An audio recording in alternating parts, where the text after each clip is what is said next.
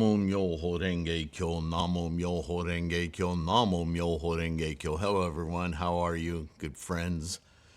Thank you for your practice. Thank you for being here. I've been making many revisions as I'm going, as you've seen. I'm finalizing this Sylvain translation, annotated Lotus Sutra for our Nichiren doctrine practice, right? Removing all the crazy religious rhetoric out of it that does not belong. And here, let me change the view on this. I think I'm going to go with my electronic copy because there are so many changes. Today we're starting the 25th chapter, the Avalokitesvara Bodhisattva, otherwise known as Regarder of the Cries of the World. These names are well, if you've read the Avatamsaka Sutra or any of the Indian, the Sanskrit, transliteration or phonetically translated, I mean, you can go two sentences for the name of one of these. It's almost a story. Regarder of Cries of the World is a name that brings to mind exactly what that bodhisattva is about, isn't it? Okay, where are we? Here, do we want the hardcover? Let's do the hardcover, but I don't want you over there. Well, I guess it doesn't matter. Easier to read here, though, more camera oriented. Let's bring it over here, shall we? Boom. All right. So, the mutability of Avalokitesvara Bodhisattva, Regarder of the Cries of the World. So, I have included subtitles of sorts under all of these chapters. That's one thing I did last night, which I think captures what the chapter is about rather than these odd to understand titles. Of course, mine might be as well. But so I have worldly compassion for all life through propagation and resolve. Oh, gee, that sounds familiar, right? So that's what this chapter is focused on. Avalokitesvara is another personage that has, over the course of history of Buddhism, actually has its own followers. Like if you took this chapter out of the Lotus Sutra, made an entire sect out of it, there are people who practiced Avalokitesvara almost as though, like Amida Buddha, the Nembutsu, they go off and they do their own thing. It's unfortunate, it's incomplete, but just so you know. Let's get into it. At that time, the Bodhisattva Infinite Thought, there's another clue in the naming, right? Bodhisattva Infinite Thought rose up from his seat and bearing his right shoulder and folding his hands toward Buddha, spoke thus. Do you know about the bearing the right shoulder thing? It's in some sects really observe it, others don't. It's a humility thing. It's a I'm open, I have nothing to hide, I'm not a threat, all of those things, right, by bearing the right shoulder. World-honored one, he says, for what reason is the Bodhisattva Avalokitesvara named Regarder of the Cries of the World? Why is he called that? And the Buddha replied to the Bodhisattva Infinite Thought. So this is our thoughtful mind, right? Remember, personages are about aspects of our mind. So the aspect of our mind that's always brewing and thinking about things is curious. Why cries of the world? Is everybody crying? Why is he regarding those people? What's that about? Good son, the Buddha says, if there be countless hundreds, thousands, myriads, codas of living beings suffering from pain and distress, who hear of this Bodhisattva, Regarder of the Cries of the World, and with all their mind, single-minded, all their mind call upon his name, The Bodhisattva, regarder of the cries of the world, will instantly regard their cries, and all of them will be emancipated. Now, there's important words in this little paragraph. You should already be getting it. I think I get to it pretty quickly here in annotations. Yeah. Let's just read on a little bit, and it'll become clear. If there be any who keep the name of that Bodhisattva, regarder of the cries of the world, though they fall into great fire, the fire will not be able to burn them. Fire representing the passions of the skandhas, right? Craving and clinging, so on. By virtue of the supernatural powers of that Bodhisattva's majesty. Okay, now you might really get caught in the trap of seeing this as a majestic Bodhisattva. It's very, very easy to slip into literal understandings of these stories, right?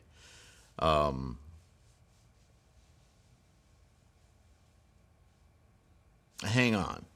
If any carried away by a flood call upon his name, they will immediately reach the shallows. If there be hundreds of thousands of myriads of kotis of beings who, in search of gold, silver, lapis lazuli, moonstones, agate, coral, amber, jewels, and other treasures, go out on the ocean, and if a black gale blows their ships into a drift, and they drift up upon a land of the Rakshasa demons, and if amongst them there be even a single person who calls upon the name of Bodhisattva, regarder of the cries of the world, all those people will be delivered from the throes of the Rakshasas. It is for this reason that he is named regarder of the cries of the world. Okay, so finally I have an annotation here. We are capable of tremendous shifts in our social behavior, aren't we? One moment, we're a good friend. The next, a strong advocate. An emergency responder, a dutiful servant, a filial child, a political planner, a decision maker, a compassionate listener, and so on, right? We shift into these modes of behavior without a second thought. It just, whatever is called upon, we respond. Most of the time, yeah? Unless we specifically don't want to. So this is our capacity as Avalokitesvara to respond as needed to the, quote, cries of others. See, it doesn't have to be tears crying. It's just that they're crying out for, they're needy. Do you see? This chapter is a deep dive into the Lotus Bodhisattva practice paradigm that enables the maximal experience of our Buddha nature and Anuttara Samyak Sambodhi. So, hopefully that's a good annotation and you get it. I could elaborate simply saying, again, Avalokitesvara is a personage of our capacities. And as bodhisattvas, practitioners of the Lotus Sutra Buddhism, certainly under the auspices of Nichiren's doctrine, it is our steadfast, single-minded, right? Not only for our own enlightenment, this story, Avalokitesvara, is how we course amongst the world, the Saha world. So not only do we want to enlighten ourselves and raise our life condition over time, but as I've said many times, we radiate that into our surroundings, right? So as exemplars of the Buddha way, others begin to rely on our presence, our influence, to manifest for themselves the Buddha way. Is there any more bodhisattva activity or action to do? Yeah? So basically, already we've read in this chapter the foundation of this teaching. We already know it. But believe me, as Buddhism is taught, This is going to be reiterated many, many times. And maybe it needs to be so, because there's certainly some of us who haven't heard the right trigger words yet to go, oh, I get this now. So let's go on. If again there be any man on the verge of deadly harm who calls upon the name of Bodhisattva, regarder of the cries of the world, the sword of the attacker will instantly snap asunder and he will be set free. Now, what does a sentence like that mean? Do you go, Bodhisattva, regarder of cries of the world? No. This is an internal invocation. Right? This is the way personages are used in all of Buddhist teachings. So when it says, if there be a man on the verge of deadly harm, maybe you're climbing rocks or doing something crazy, or maybe you're just being in a bad neighborhood and you think you're about to be assaulted.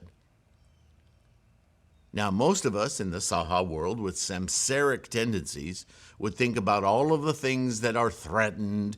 Our fears would come up, our adrenaline would run. We'd make all sorts of decisions, which in all likelihood would lead us straight into more danger. What this is saying is that if you call upon your resolute mind of the mind state of Avalokitesvara, somebody who obviously is a very compassionate thought, not something that would come immediately to mind if you saw possible, or you thought possible muggers or something were coming your way, right? You, by that very nature of elevating your life condition, those muggers might just look at you as like, he's not worth it, and go right by you. Let's leave her alone. We'll look for someone else, whatever. This is about the protections, and I want to disabuse you of the habit of teaching this as some kind of mystic, magical thing, right? These bodhisattvas, these forces, quote unquote, they don't come flying out of the woodwork like a Disney film and protect you with their might and fend off the attackers. This is internal. Your attitude, your intent in a Buddha path will do all of that work. The power is all within. It doesn't come from outside of you. So please keep that in mind as you read all of these stories, yeah? Even if the 3,000 great thousandfold world were full of yakshas and rakshasas seeking to afflict people, these wicked demons, hearing them call upon the name of the Bodhisattva, regarder of the cries of the world, would not be able to see them with their wicked eyes. How much less would they be able to hurt them? Right? Because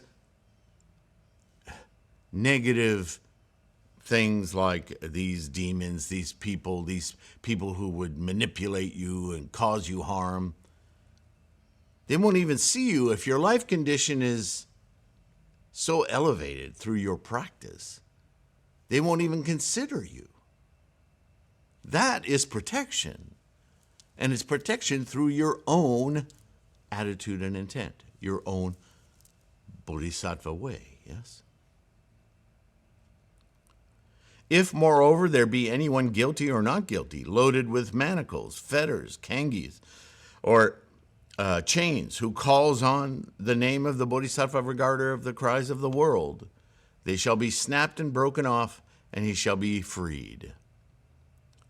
And again, even that, shackled in chains, it doesn't have to be actual shackles and chains, my friends.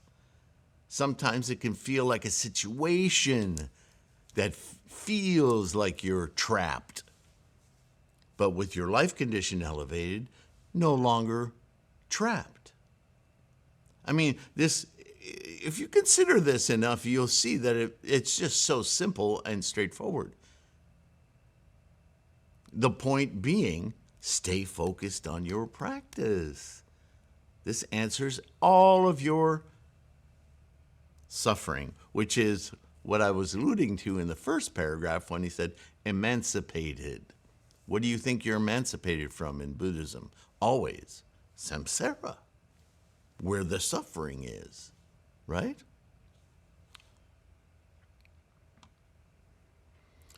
If the 3,000 great thousandfold world were full of enemies and robbers, think of those 3,000 realms in a single thought moment. If those lower influences seem to be taking you over, right? And there were a merchant chief who, led by many merchants, having charge of costly jewels along a perilous road, and among them one man speaks forth, good sons and daughters, be not afraid. With one mind do you invoke the title of the Bodhisattva Regarder of the cries of the world, for this Bodhisattva is able to give courage to all the living. Have you ever put courage in a box and put a bow around it? Here's some courage. Unless you're the Wizard of Oz. Right? It's either in there or it isn't. And it is in there. It simply needs to be, what? Called upon. So that's what this is saying. If you invoke his name, you will be freed from these enemies and robbers. On hearing this, if all the traders together with one voice cry, Nama Bodhisattva Regarder of the cries of the world, then by invoking his name they will be delivered. Infinite thought, such is the awe-inspiring supernatural power of the Bodhisattva Regarder of the cries of the world. Now Nichiren would quickly redress this and saying, you don't have to say Nama Bodhisattva Regarder of cries of the world, just say NaMuMyoHoRenGeKyo. Just far beyond this. But this is an example, right? Chasing the right attitude and intent. If any living beings, much given to carnal passion, keep in mind and revere the Bodhisattva Regarder of the cries of the world, they will be set free from their passions. Remember, sexual congress is a big item 3,000 years ago. Still is, but it was probably the main distraction of the day because we didn't have 3,000 years ago big screen TVs, games, so on and so forth. Sex was probably the greatest diversion of all. So yeah, it comes up in many ways in Buddhist literature. Indian literature, for that matter. You ever seen the bas-relief sculptures all over the walls of temples and holy or places? I don't know if it's even governmental. Yeah, just buildings. Yeah, it's everywhere. If any much given to infatuation, keep in mind and revere the Bodhisattva Regarder of the cries of the world, they will be set free from their infatuation. Set free from their infatuation. You won't lose your ability to be infatuated, to fall in love, right? It's not a prohibition of sex. It's a breaking free of the samsaric attachment, craving and clinging. That's the problem, not the act. Infinite thought. Again, the Bodhisattva infinite thought. Such are the abundant benefits conferred by the supernatural power of the Bodhisattva Regarder of cries of the world. Consequently, let all the living ever keep him in mind. That's a big clue. Let all the living ever keep him in mind. In other words, have everyone adopt this attitude of compassion for all life. Didn't I write that in the subtitle? I wonder where that came from. If any women desiring a son reveres and pays homage to the Bodhisattva Regarder of the cries of the world, she will bear a son happy, virtuous, and wise. Does that mean you can select the son or the sex of your child? No, it simply means that if you adopt this mindset, this attitude and intent of compassion for all beings, and you desire an heir, a male heir, to come of sex, that your honest desires, not desires fed of avarice and manipulation and, right? Avarice free of samsaric cravings and clingings, simply would like to foster a male child. It's much more likely to come through you because that's the energy, your attitude and intent that you're manifesting. Remember, birth takes three. You, your lover, well, egg, sperm, these days, and that third entity, that karmic train, looking for a station. Your station provides the needs of that train, a good fit, suddenly you have birth, right? Not every sperm and egg makes a human. It takes that third entity.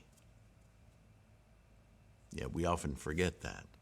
Science doesn't recognize it yet. Infinite thought, such is the power of the Bodhisattva. If she desires a daughter, she will bear a daughter of good demeanor and looks, who of old has planted virtuous roots, beloved and respected by all. There's a touch of misogyny in there, but don't get too hung up about it. Infinite thought, such is the power of Bodhisattva regarded of Christ of the world. Blah, blah, blah. I'd rather say Avalokitesvara. It's easier than that whole spiel. If any of the living revere and... Whoa. That's a typo, okay. Revere the Bodhisattva regarders of the cries of the world, merits will not be rudely rejected. And so I have another annotation here. By this point, it has become evident that this parable or story is another reminder of our attitude and intent of mind. This Bodhisattva is not a celestial being who roams about listening for and addresses all the cries of the world, quote unquote. Rather, it is a universal truth that our power of mind to conceive of solutions, assistance, readiness, I should say readiness. Wow, I'm glad I'm using this copy to fix. In any situation is to take internal recourse to call upon our own mind and its limitless capacity for enlightened clarity to raise our consciousness. Giving this function a personification is Shakyamuni's most often used method of teaching. Ta-da! Yep. Okay, how am I going to mark this now? I didn't think this through, did I?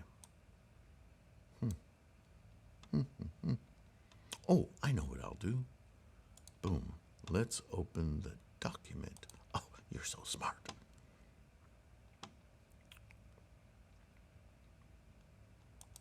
I hope everything's going well in your life and that you're getting insights from all of these videos. That's why I'm doing them.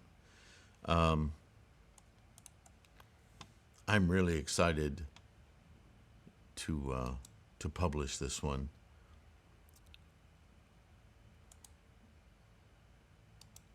I think it will be my, I don't know, maybe my most, I won't say important, because that's kind of haughty, but I think it'll be my most important, I went ahead and said it, my most accomplished book.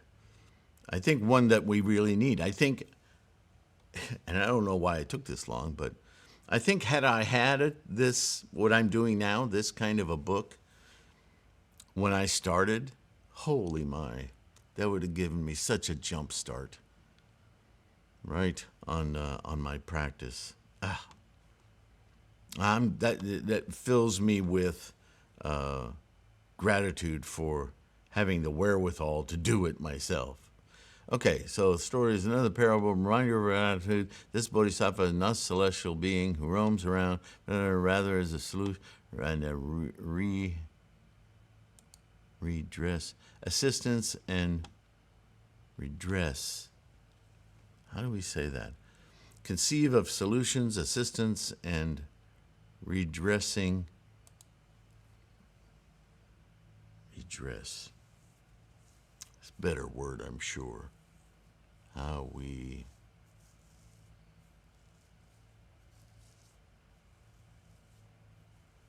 do I need it? Of solutions and assistance in any situation. I like that. And assistance in any situation. Look at that. Is to take internal recourse, call upon our limits, capacity, and clarity. Giving this function a personification is blah, blah, blah, blah. Therefore, let all the living cherish the title of the Bodhisattva regarder of cries of the world. Where's that one where I doubled down on the same word?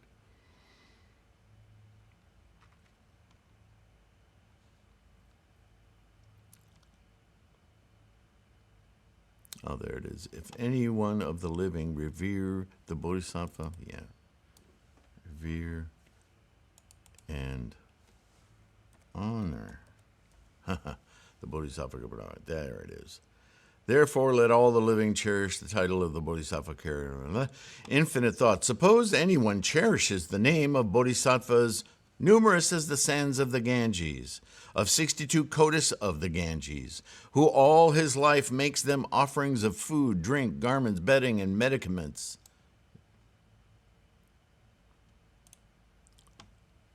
What is your opinion? Are not the merits of that good son or good daughter abundant? Infinite thought replies, well, extremely abundant. The world-honored one, the Buddha, the Buddha proceeded. But if any one or two cherishes the title of the Bodhisattva regarders of cries of the world, or only for a moment reveres and venerates him, the merits of these two men will be exactly equal without difference and cannot be exhausted in hundreds of thousands of myriads of kotis of kalpas.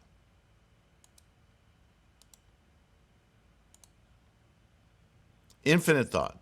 Such is the immeasurable, boundless degree of fortunateness he will obtain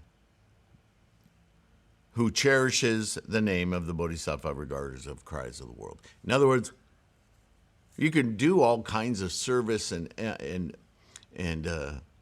homage to all the bodhisattvas you could find.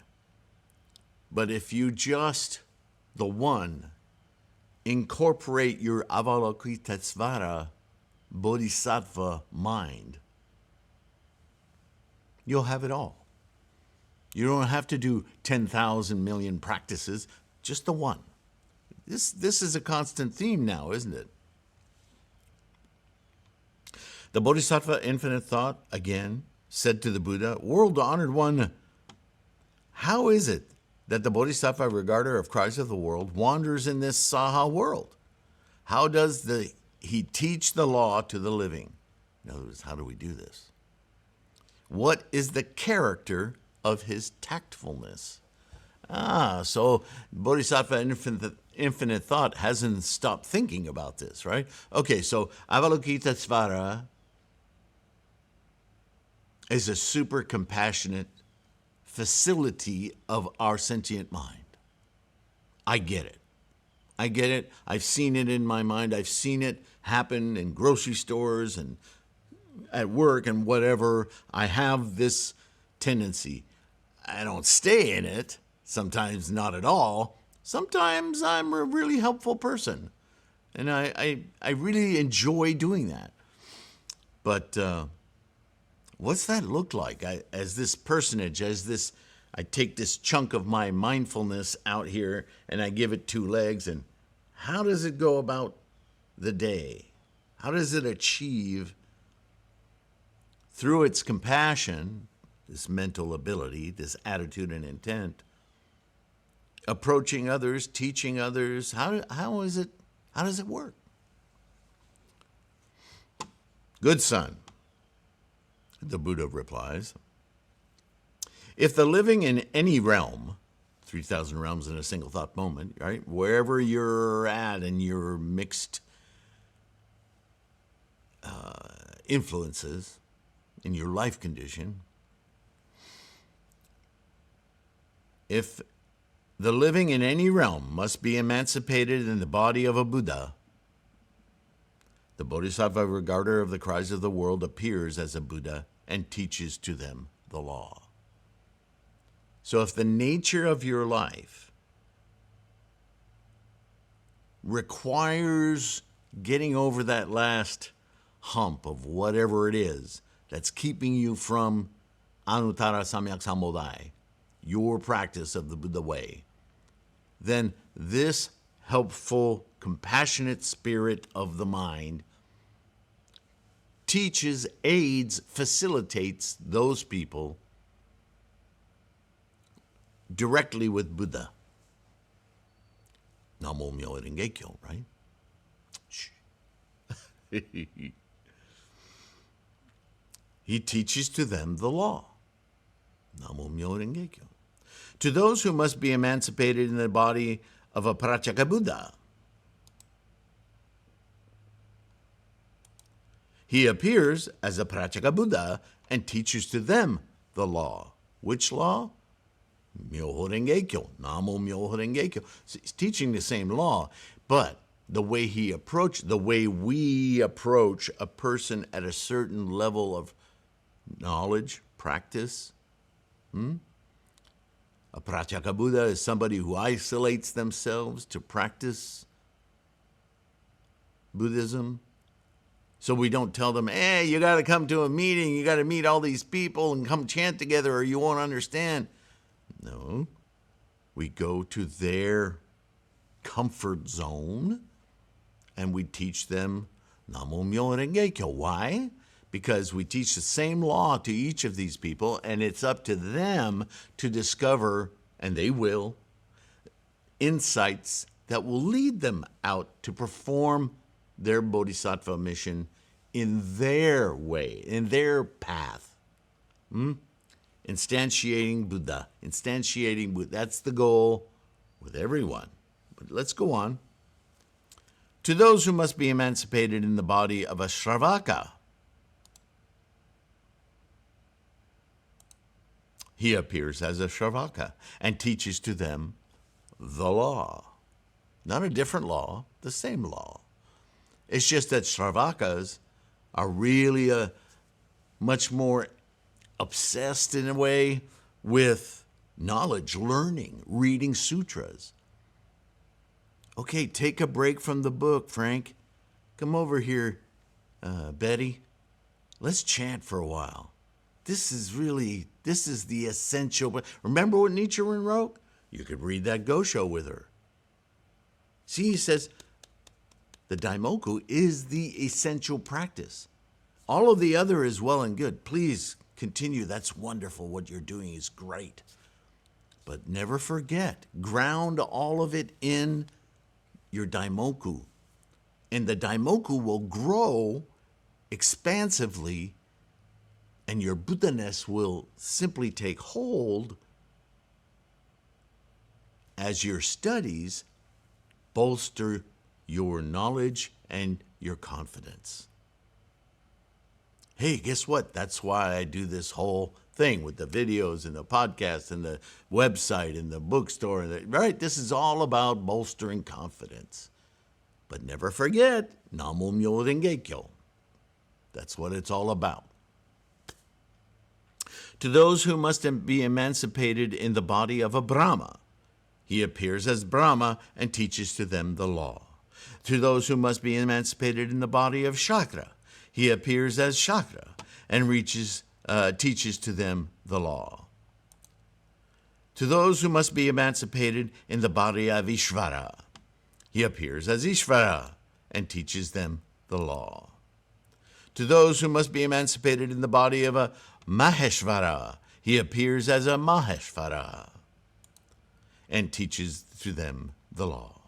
To those who must be emancipated in the body of a great transcendent general, he appears as a great transcendent general and teaches to them the law. To those who must be emancipated in the body of a Vaishravana, he appears as a Vaishravana and teaches to them the law. To those who must be the body of a king, he appears as a king Body of an elder. He appears as an elder who must be emancipated. Body of a citizen. He appears as a citizen and teaches them the law. See, no matter what your station, doesn't matter. It's just this is about expedient means, skillful means, expedient devices. It's about knowing who you're speaking to, right? That way you're not overbearing and saying, here I am the authority telling you. What you are is a co-existing person. Hi, I'm just like you. Shall I teach you, or shall I help you, or shall I share with you? I like that word a lot. Something I have come to learn. You may find it useful as well. NaMuMyoHoRenGeKyo. Right? It depends on who you're talking to. Some people have never heard the Daimoku. Right? So this is a really important lesson in understanding people's capacities, where they are. And their first step in, quote, teaching, that's also why I don't like the word teaching, sharing with somebody to inspire them to aspire, is to be at their experience as best as you can. Makes sense, right?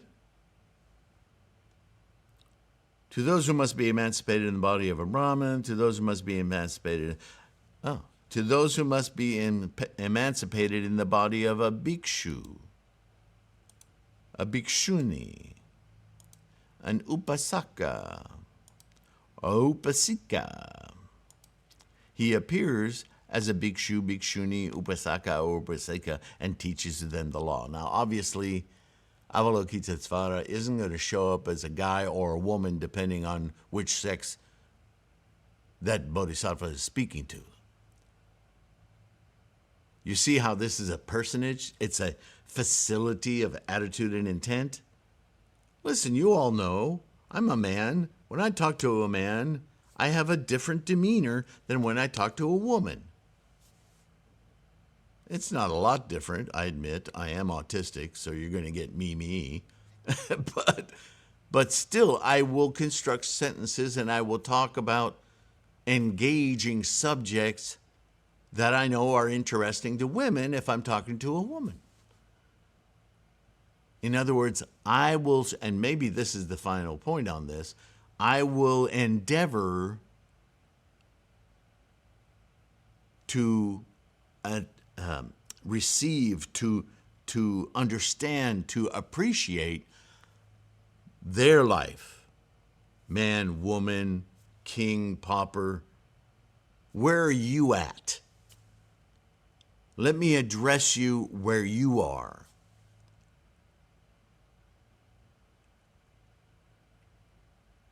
I can find common ground with you wherever you are. And I can share with you something that no matter where you are, is the ultimate experience. Interested?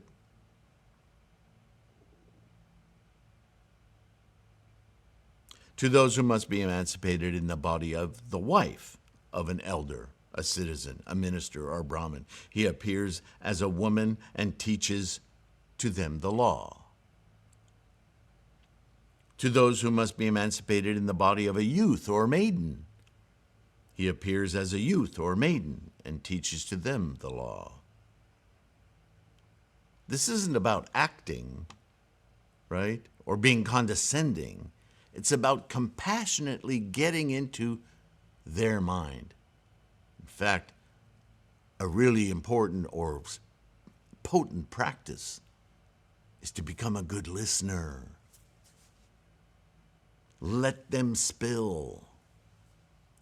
We should do that with everyone, right? We think this is again why I hesitate to use the word teacher, because that has the charisma of being overbearing, authoritarian, know-it-all. But if you think back in your life, the people you got most impacted from are usually the people who heard you out.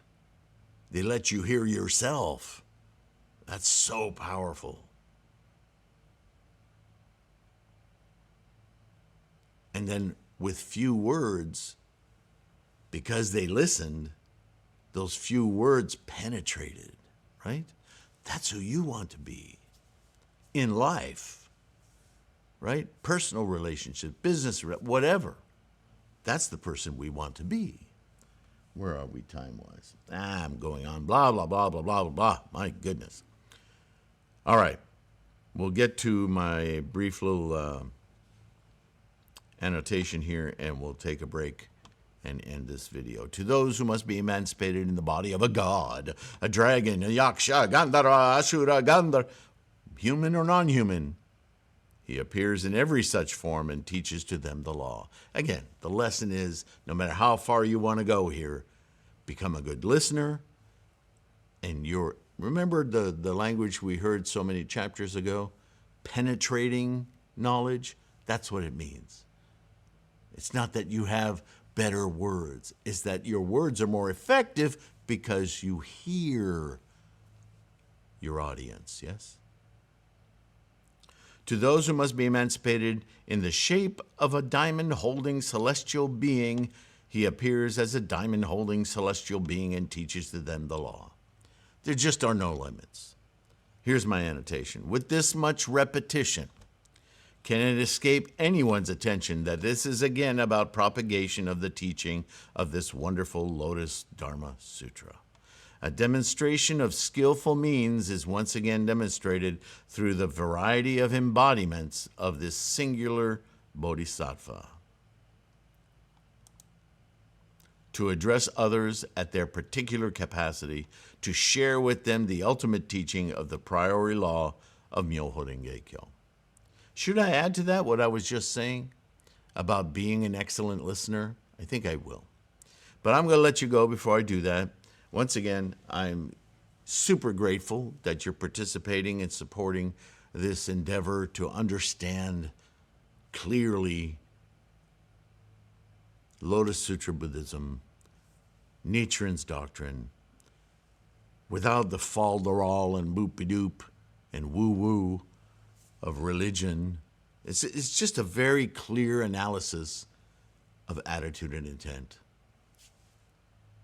And I thank you so much, my friends, for whatever support you provide, whether it's liking and subscribing, buying ebooks, or purchasing, like the Gongyo book. I was just talking to Tony, and he was saying, yeah, I like, solid paper goods too. It's a lot of people like ebooks, but for something like Gongyo, especially if you're learning it, it's nice to have a physical book, right? To underline things and notes and pronounce this like this, and it's easier to do on paper, I think. Maybe I'm just ignorant. But anyway, patrons, you guys are amazing. All of you are. But patrons who have monthly donations through PayPal or through Patreon, right? There are different level memberships there. They start at $1.